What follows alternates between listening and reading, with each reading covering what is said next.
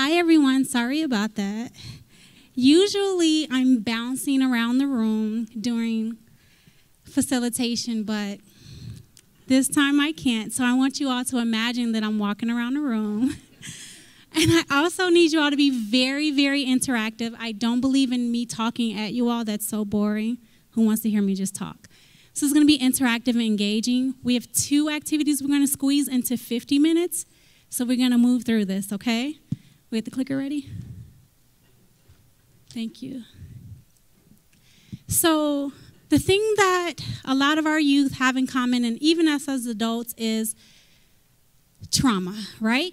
So trauma of being in foster care, trauma of being taken away, trauma of having a special need, trauma of being the only student who is fill in the blank. Those are all traumatic events. So I wanted to talk a little bit about 2 kinds of trauma. The direct trauma, which we all know, which is it happened to them. But I also want to talk about the indirect trauma. And I want you all to tell me, what do you think of when you think of indirect trauma? And remember, this is interactive. It's not me talking the whole time. Yes.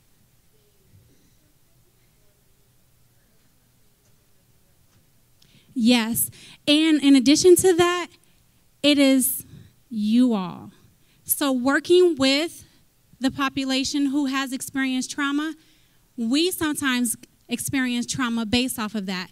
Another word would be burnout, right? So this is important. That's why resiliency is so important, because we all have to be resilient, not just youth aging out of foster care, every person, right? So what do we think? How do you all define resiliency? Of course, I know the definition. But I want to know what you all think of when you think of resiliency. I will hop off the stage and hop over to your tables if you don't answer. Bouncing back. Correct. Bouncing back from some kind of experience that's happened to you. It could be stressor. It could be anything negative that's happened that can affect you in a negative way. Being able to recover and overcome from that. Why is it important? Why is resilience important in the field that we are all in right now? Is it important? I'll start with that question. Is it important? Okay. We agree that it's important. Why is it important? Yes. There is trauma, but why is resiliency important to that? Yes, to be able to recover. Now, if you notice, I'm not looking at the screen behind me. It's difficult to talk to you all and go back here because on this one foot.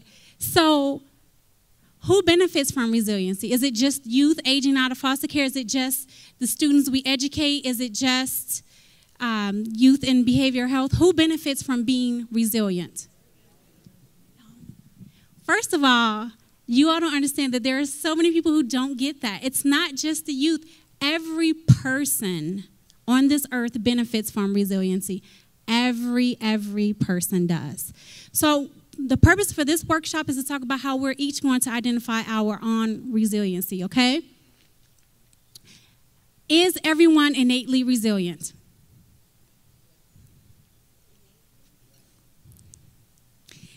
Everyone has the ability to be resilient. Researchers say that resiliency can be taught.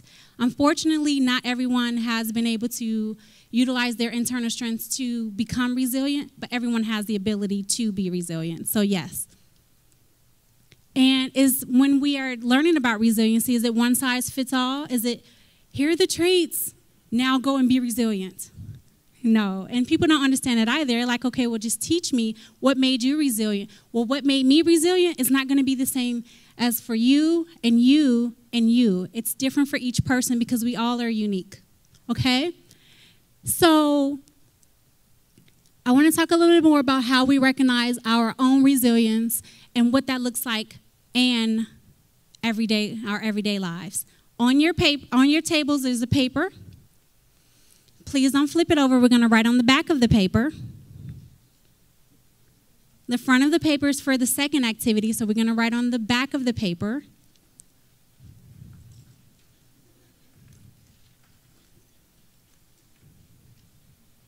They're not going in order.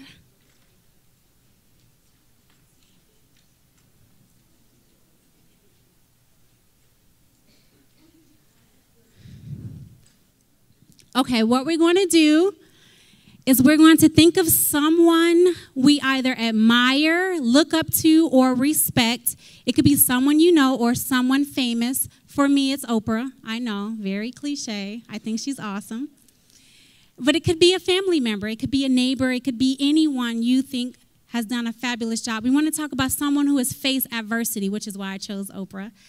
And we're going to list on this paper things that they've had to overcome. I'll give you an example. Oprah grew up really poor, as we know. Oprah experienced being molested when she was younger. And despite those things and tons of other things, she's still Oprah, right? So think of someone, it could be a family member, it could be grandma, it could be anyone, and list something that they had to overcome and list how they overcame that. Some of the traits that you admire that they possess. So for Oprah, it's her energy. I love her energy. You get a car, you get a car, you get a car. Like, she's awesome. So think of someone, and we'll do that, and we'll take about a minute and a half to do that. And then we're going to have a spokesperson from each table to talk about that, and we're going to compare that to what the experts say people who are resilient have, the traits that they have, okay? And go. Time you.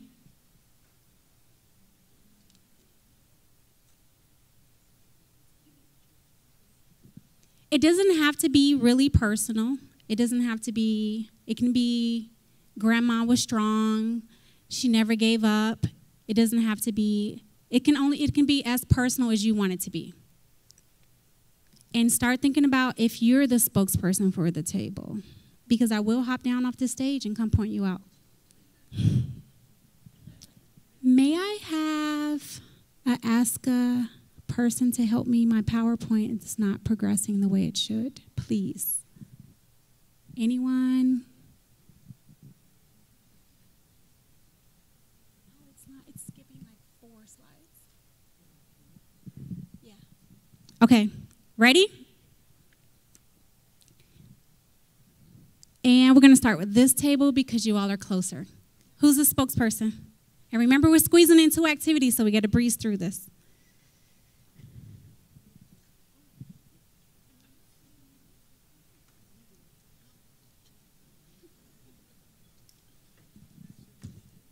Who's the spokesperson? Yes. Here. Hi, everyone. So the person that I most admire is my mother. She survived a lot of trauma. She lost her mom when she was really young, my grandma. Abuse, divorce, separation. And despite having so much trauma in her early childhood, her adolescence, and even in her adulthood, she was able to keep moving forward despite it, and she's still here.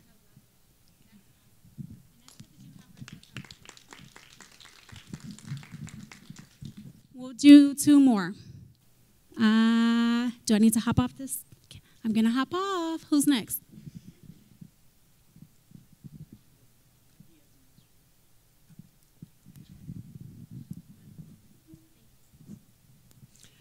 I chose my grandma that lived in England during the war, and she actually grew up with servants, and then she had to take all the kids and evacuate to Devon, and she got a farm, and she raised animals.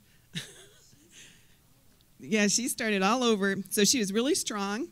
She was innovative. She made butter because they were on rationing. She was hardworking, uplifting, hysterical. Yeah, she was funny. She laughed about everything. And she was a real leader because she had to have everyone work with her.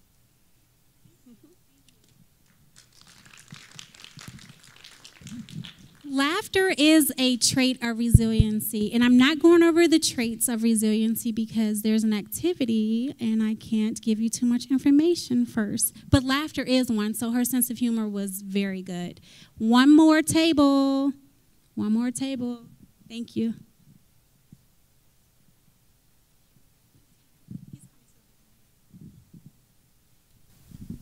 So I usually pick my mom. But this time I'm going to pick my dad because I was kind of lucky. I'm one of the few that have 2 amazing parents. He was the youngest son of 6, And when his younger sister was born, his mother died.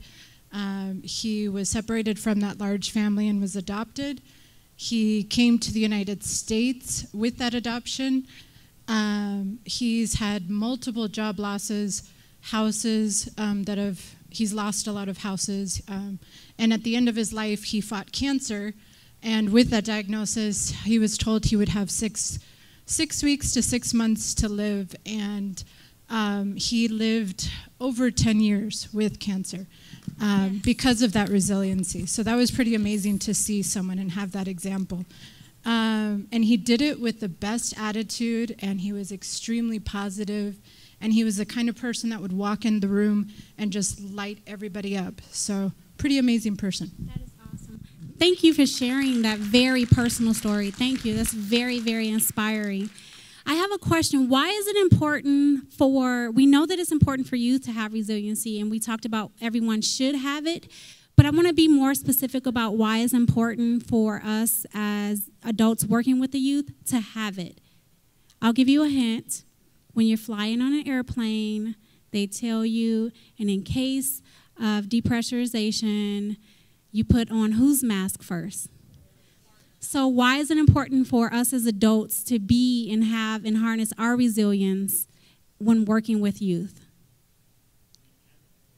Exactly. So it's important because what happens is if we are not able to handle our own stressors, and sometimes as adults we think we are, right? So one of the things is my youngest daughter, she reads me so well. So if I had a rough day and I'll come home and I'll say, I'm fine, suck it up, you're fine. And I'll try to do this wall where it's like I'm separating work, I'm home now. She always knows.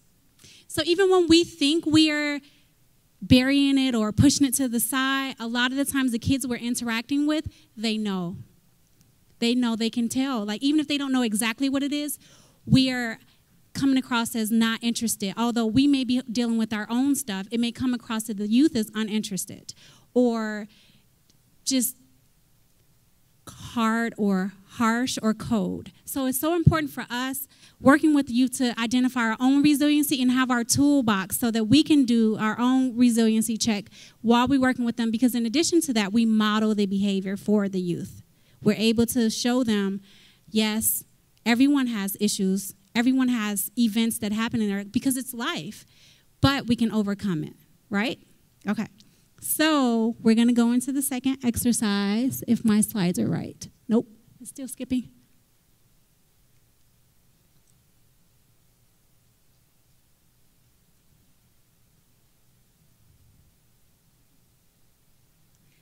I remember what it said because I put it together. So we'll just...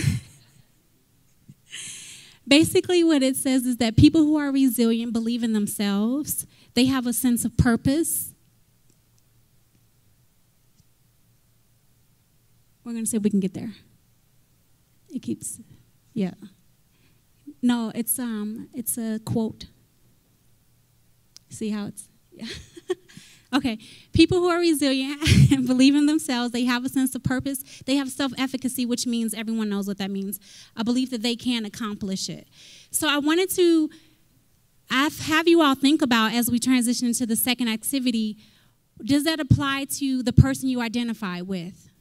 Those skills, the believing in themselves, believing that they can do it, having a sense of purpose. That is so huge in relation to resiliency, okay? So I can tell that you all know all about resiliency. So I'm going to stop talking about it, and we're going to do our last activity. On the front of your paper is bingo. Who doesn't love bingo? What we're going to do, and this is going to be fun bingo. First, we have a first place and a second place prize. Resilient Me swag, and a Starbucks coffee. I thought that'd wake you up. So how bingo's going to work, because this isn't traditional bingo, this is Resilient Me bingo. It's going to be a little different. Each person's going to write how they're resilient in each box. I'm going to read off a list, randomly read off from this list, traits from resiliency. The first person to get 5 in the same bingo, across, diagonal, up and down. First 2 people, okay? So think deeply. The first one is free, I am unique. But think deeply. How else are you resilient? What are ways that you can be resilient? Think deeply. What are ways you've been resilient in the past? Think. I will give you 5 minutes. 4 minutes. 4 minutes. Because we started a little late. 4 minutes. So think about other individuals you know who are resilient. What are their traits? What are traits you have? What are traits you've seen? What have you read resiliency means? I already accidentally gave you one earlier with the sense of humor. Just to let you know, I'm not going to call that one during bingo. That's too easy.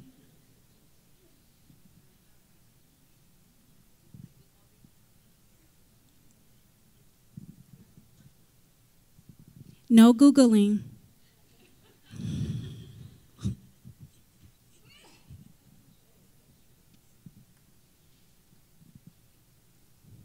I love this. I love the looks on your faces. You can see the wheels turning, and it's fantastic from this perspective. I love it. What I love about this exercise is there's no one way to be resilient. So that's why everyone will have different answers, but there are some core strands about resilient people, okay? So first one, I love myself. And you just check it off if it's on there. And it doesn't have to match exactly because, yep, I know.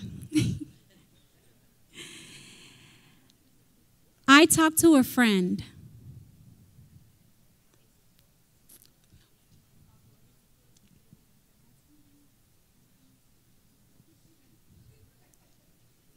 I have people who care about me.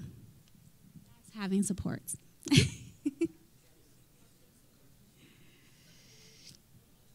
I ask for help.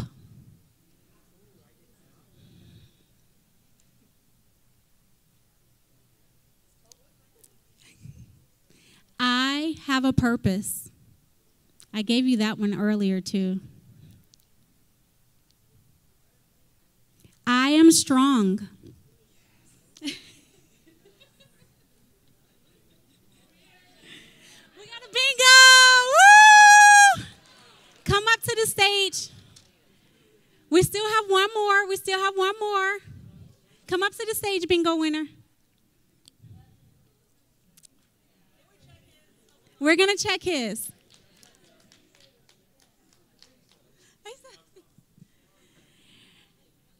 You're going to read us your bingo, please. This is the one I'm not sure about. Which one are you not sure about? You said love myself. I said believe in myself. Okay. So I believed in myself, which apparently counts for love myself. I asked for help. I had a free space. I had a sense of purpose, and I talked to those close to me. I love that, yes. Perfect. Here, have a coffee. Thank you. And wear a t-shirt. Ready for the second? Who's going to be the second winner? Let's see. I speak up for myself. I don't compare myself to others.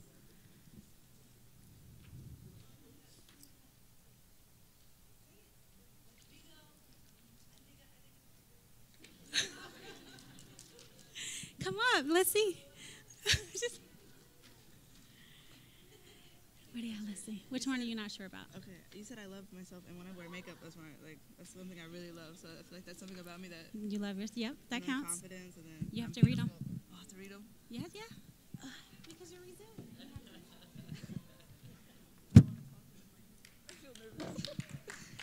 I put I'm confident. I put I'm beautiful. I'm strong. I have a free space and makeup. Thank you. Oh, wait. Thank you for everyone who was brave enough to come up to do that. One of the takeaways that I love how this table is so excited. One of the things, as I was saying earlier, is that everyone is resilient in their own ways. And when we're working with youth and each other, for that matter, not just youth, we have to recognize that. We have to help them identify what makes them unique and how to build on that to accomplish their goals and to help them be resilient. Resilience is important because an increase in resiliency increases your work commitment. I'm trying to remember the slide. Your work commitment, your job satisfaction, your health was huge. Because when you're stress is a silent killer. It's really true. So if you have those good coping skills from resiliency, it decreases your stress. Having high resiliency also increases your overall happiness because you're less stressed. You're able to deal with things. A question that I have is, if you're resilient, are you happy all the time? That's not realistic. So some people are thinking that, oh, I'm not resilient. That just means, I'll give you an example. When I broke my ankle, I was depressed for the first week. I'm that person who doesn't want to ask anyone for help. I want to do everything on my own. I got this. Leave me alone. So when I broke my ankle and I couldn't do almost anything and I had to say, please take me to the grocery store, it was devastating. Like, I literally was depressed, crying like, my life is over. I'm going to die. It wasn't, but that didn't make me any less resilient, because I didn't stay there. And that's what's important about resilience, is knowing that we will have hard times. Everyone does. And processing through that. It's okay to be sad. It's okay to cry, but not getting stuck there. So I said, okay, this sucks. 6 weeks of depending on people. But I'll be okay. And I'm getting better with it. And that's what makes me resilient. It's not being stuck there, being optimistic, knowing that this won't last forever. There is a setback. Setbacks happen. And we're going to move forward. That's what we need to internalize when we are working with each other and with youth. Questions? No questions? Awesome. Thank you all.